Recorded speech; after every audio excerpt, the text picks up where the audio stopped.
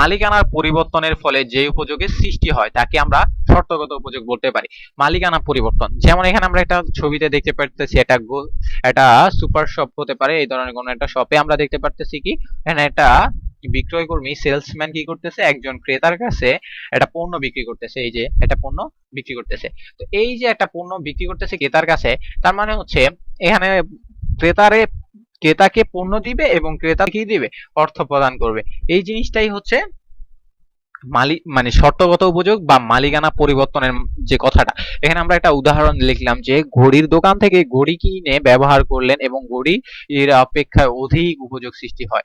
আবার জমি ক্রয় করে, এখানে এগুলা উদাহরণের থেকে সহজ কথাটা হচ্ছে যে শর্তগত উপযোগ হচ্ছে আপনি একটা পণ্য নিলেন এবং সেই পণ্যের পরিবর্তে দোকানদারকে অর্থের বিনিময়ে পণ্যের মালিকানাটা ক্রয় করে নিলেন। এই যে পণ্যটা দোকানদারের কাছ থেকে আপনার কাছে যে মালিকানা হস্তান্তর করা হলো, এটাই হচ্ছে শর্তগত উপযোগ। মালিকানার পরিবর্তন হলেই যেটা হয়ে থাকে, মালিকানার যে পরিবর্তন, এই পরিবর্তন হলে যে উপযোগ সৃষ্টি হয়ে থাকে তাকে বলা হয় শর্তগত উপযোগ।